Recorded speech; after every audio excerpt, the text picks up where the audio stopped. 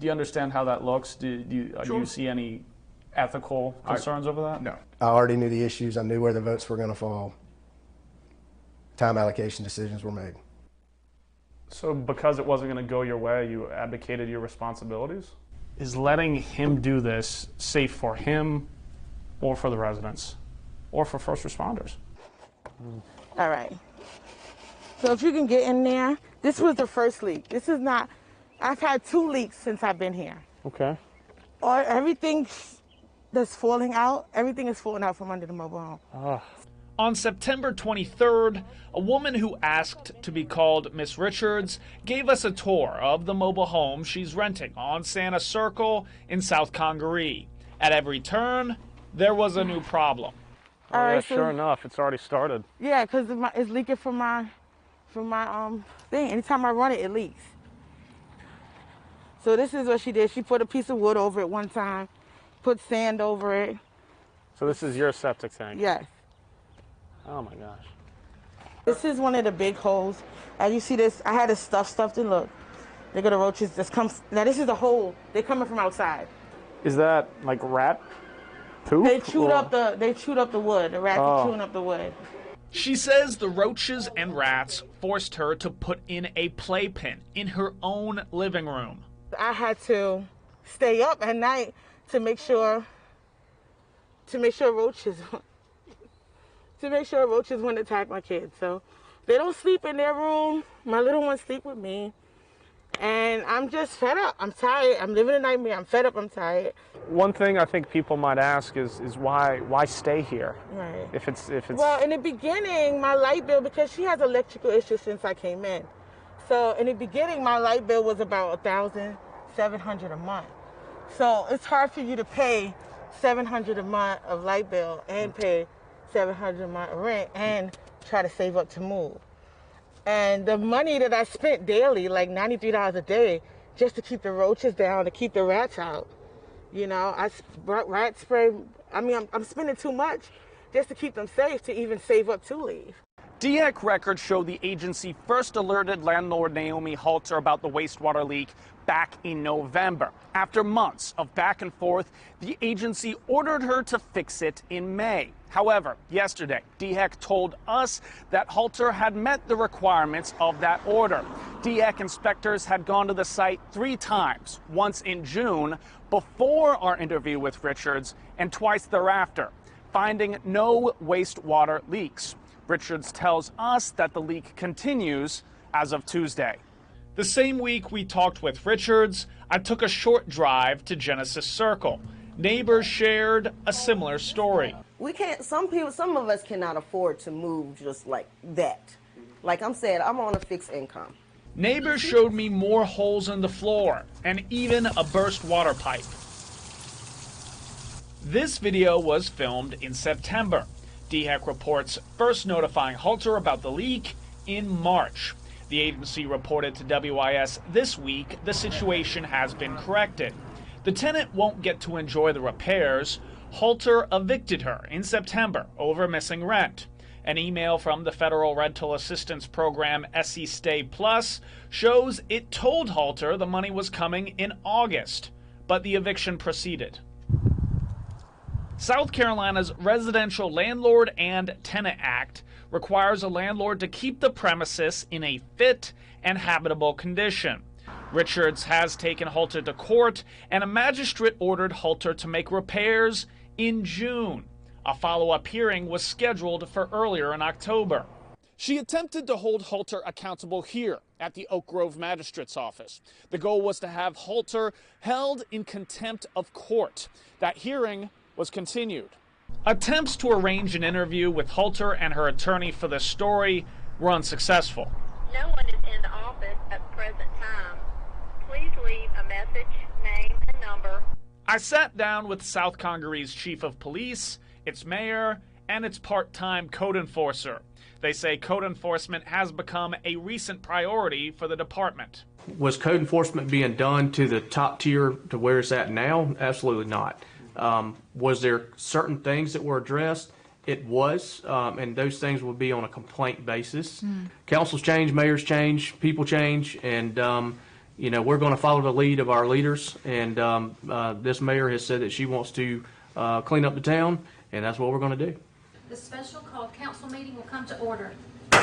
In the last month, the town council debated and approved a 6-month contract with the company to be the town's building inspector and assist with code enforcement as requested. Town ordinances require an annual May inspection by a building official before a license permit is given, something that hadn't been happening while the town was looking to fill the position. Chief Josh Schumpert says his tools are limited because lease disputes are civil, not criminal matters. Some of this stuff is out of our hands, so to speak, and sometimes that's sad because they call us thinking we can fix it, and we can't. We don't have authority in those courts to do anything. That's not to say the department is powerless. Sergeant Chad Walker has cited mobile home owners across the town for ordinances he can enforce, namely unoccupied buildings or using the homes as a storage facility. The ones that have come to court I think they understand now. I hope they understand because it's not going to stop. Municipal court found Halter guilty on 11 violations of the unoccupied building ordinance. Her business licenses were revoked, and an appeal hearing will be heard by Mayor Cindy Campbell and the rest of town council. Without directly addressing Halter, the mayor discussed mobile homes in the town. I think about human rights issues and the fact that these families have rights, and the fact that we have children that don't speak up for themselves. I mean, I'm a grandma, I know. These children need somebody to fight for them. It's unclear how the council will vote. A 47-minute video begins with former Kershaw County Deputy Dexter Handy getting in the car with Sheriff Lee Bone. Attorneys for Sims suing Bone state in court records. In September 2021, Bone was recorded by former investigator Dexter Handy while driving from Lugoff to Columbia. At various times throughout the video, Bone speaks about former Kershaw County Sheriff's Deputy Jonathan Goldsmith's alleged assault, arrest, and the civil lawsuit which followed. This is Goldsmith's body camera footage from that incident. I didn't do anything. Get your feet in the car. Come on now, stop. For real, please, sir. Slide in there. Please, sir. Now. I didn't do anything.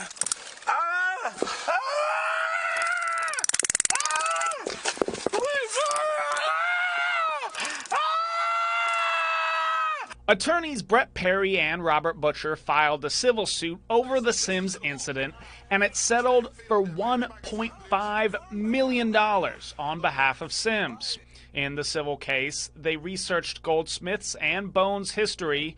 Bone references this in his conversation with Handy. Brett Perry's pushing this lawsuit. He's digging into anything and everything he can and going all into the fact. He's digging through my email account, and cell phone accounts, and stuff, just looking for any little thing to tie me to Goldsmith. For Sheriff Lee Bone to see me as some sort of nemesis, to see me as the problem, then I wear that like a badge of honor. That means I'm doing my job. I'm holding his agency accountable. The attorneys found Bone hired Goldsmith to the sheriff's office in 2019, despite recommending de-escalation training for him while they worked together at the Camden Police Department in 2018. Goldsmith was responsible for more than a third of all of Camden PD's uses of force in 2018 through that July. A scheduled de-escalation training review was never completed. And the fact that I hired him knowing the number of use of forces he had at Camden, I hired him anyway at Kershaw. Should have known, but well, use of force and excessive force is two different things.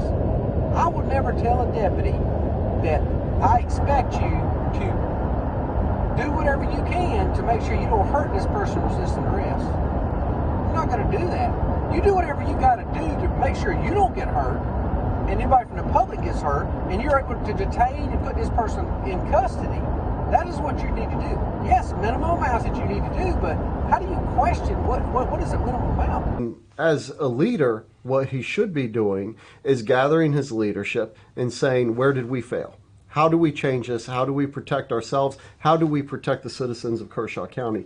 What changes do we need to make? How do we change our culture? Bone did implement a disciplinary review board in the aftermath of the Goldsmith incident and has publicly admitted responsibility for making improvements.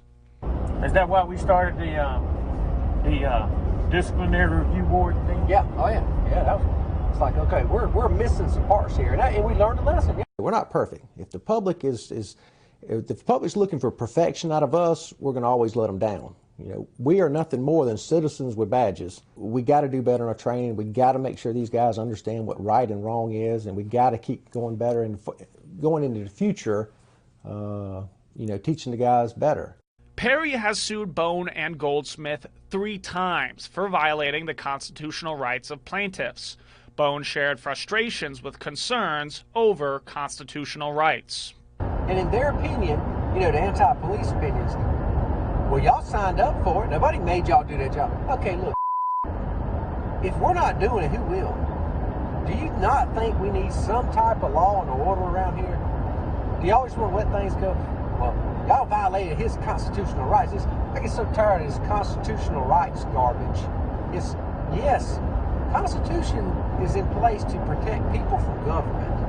Okay, nobody's violating your rights. Nobody's coming to your house taking you guns, and nobody's forcing you to get a vaccination. Nobody's violating your rights. What government entity is trying to violate your rights? Bone also shared his thoughts on Goldsmith's actions. Goldsmith knocking that guy out, knocking his teeth out. Oh, I could have defended that. You don't know where a gun's at. The guy's up there breaking the law. All right, don't just detain. You're not under arrest or anything, all right? No. All charges against the suspect, Tony Sims, were dismissed. Bone described the event as 2 different incidents, before and after the suspect was handcuffed. Bone admitted to initially only watching the video to the point Sims was handcuffed. I'm saying. Oh. Hand. Give me your hand. No, Give me your hand. No. Do you see it as 2 different events, or I don't. No, it's police misconduct. Right. It's excessive force from the get-go. You got to remember, he was just being detained. That does not, give the police the right to deliver 5 punches, including a knockout blow. Man, that's justified there. Yeah, it looks nasty, but look here, the public wants us to video what we're doing. The public's got to understand that there's evil in this world that they don't understand. Bone expressed frustration with the Fifth Circuit Solicitor's Office for not prosecuting Sims and dropping cases Goldsmith was involved in. It was just an excuse that they could do. He's just not a credible witness now, so we're going to dismiss him. Because of one incident where he overreacted makes him uncredible for any other opinions. That's just an excuse to get rid of everything. The Solicitor's Office declined to comment. Once the guy was handcuffed, man, everything after that was just wild. How do you can't justify that. That's the tough thing. I don't think Goldsmith meant anything evil out of it. He was just, his mind was set. He had to get that guy in that car. Bone did express sympathy for Goldsmith, but also said he was not using his training. Once they can take Goldsmith out as acting outside of the realm of the department and what he was trained to do, once that is established, and it will be established, I hate it for Goldsmith. Bone also referenced his posts on social media and public criticism he's received. I think the vast majority of people love us, but you got some people that are kind of on that fence there, and then they see stuff that just like, and that's all you're going to see is the bad stuff. Oh, yeah. The good stuff? Yeah. And that's why, some people are like, well, man, why do you always put stuff on Facebook? Because people need to know what we're doing. They need to know it in a positive way. They need our version of what we're doing, the true version, because you got to constantly remind people. Sheriff Bone did not respond to multiple interview requests for this story. Are you concerned that perhaps your efforts to hold Sheriff Bone accountable in this case would undermine the efforts of the deputies you perhaps look up to on other cases? I think most of the good deputies want they want justice, and they want to make sure that we have good police. Okay, this is not an us versus them. This is not the law enforcement versus the public, and unfortunately, Lee Bone has created it that way.